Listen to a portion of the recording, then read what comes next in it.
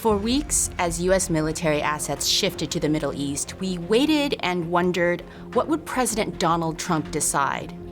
In early January, Iran had embarked on a brutal suppression of protesters, murdering its citizens in the thousands, tens of thousands by some estimates. And yet, Washington and Tehran continued talks.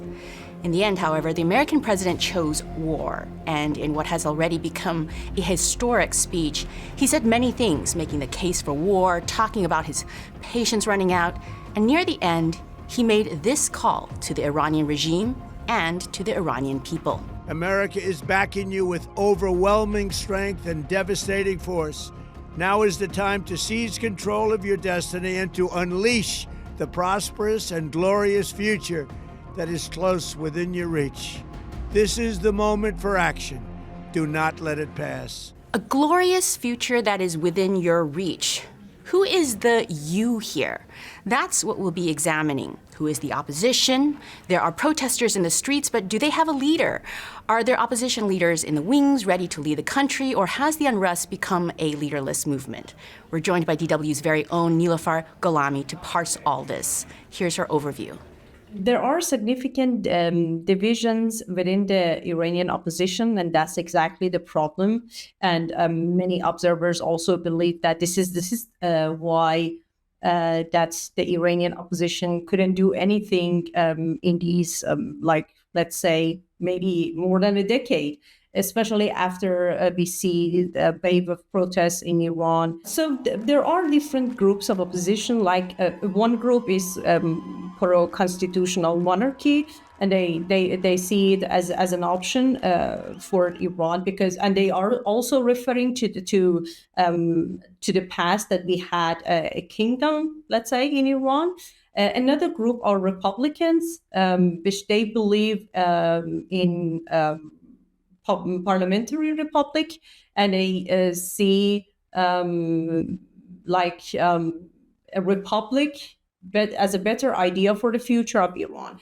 And also, we have to mention that we have a group of people, a large group of Iranian people who voted to different factions of this regime, and also they see the Islamic Republic away. So you see, this is a very polarized society, and for the future of Iran, it should be like open discussions that what we are going to do with our future, for example.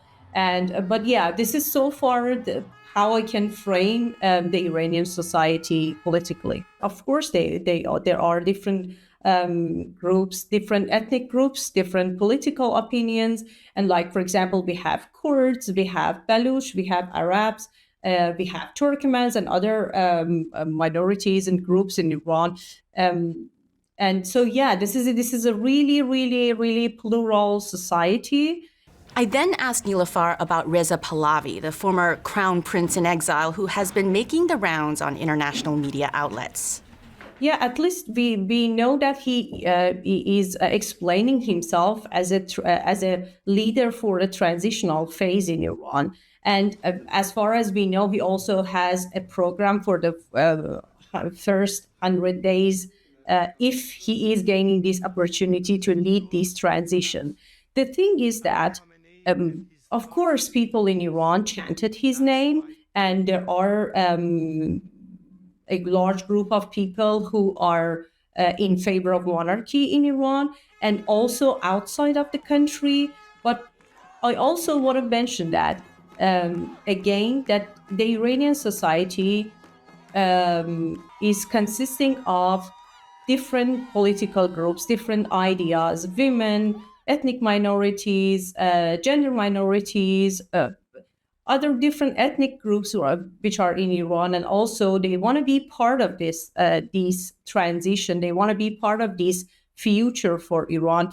But at the same time, we see, for example, some kind of statements from Reza Pahlavi's very close people, that they are also saying that, yeah, other groups also can come and join us and we can work together. And there are like 4 principles that they all should believe in.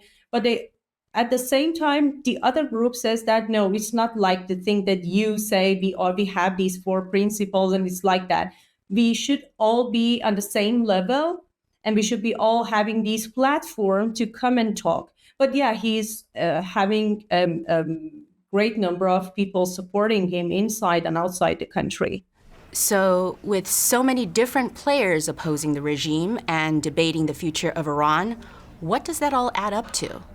I can say from my observations that like mostly people who are living outside the country are especially against the regime, but also at the same time there are a large number of people inside the country who are against the regime. But there are like some different ideas, different opinions. Like for example, on war, we have different opinions now. For example, mostly people who are outside the country are talking about humanitarian military intervention, but people who are inside the country are seeing it as a burden on the shoulders of the Iranian people inside, because at the end of the day, it is war, and ordinary people also pay for this war. So this can be one of the things that so many people disagree about. President Trump has also made hints that he's considered a Venezuela model for Iran, that he's willing to work with someone within the current regime apparatus, a leader promising a lighter hand.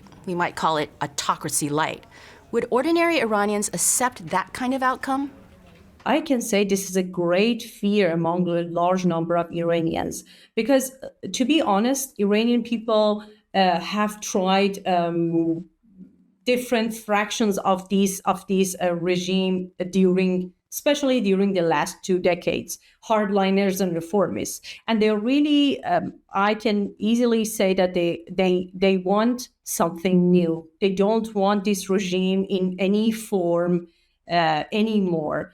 But the thing is that, yeah, for example, I also think that something like Venezuela might happen to Iran as well, because we see that President Trump is talking about like who can be the leading the country, who can take over, and things like that. But this is the problem, that Iranian people say that we don't want this regime in any form anymore, but we want a democratic system, we want an inclusive system. But I see that this is really, really complicated, and it needs everyone who is working somehow to establish a democracy to just step in and to just help. But this is a really, really a long path. So that's Niloofar's analysis for a fast-changing story. That's all for now. DW News is covering this breaking news story, giving you the latest, and also giving you deep dives on here and across the rest of social media. I'm Melissa Chan. Until next time.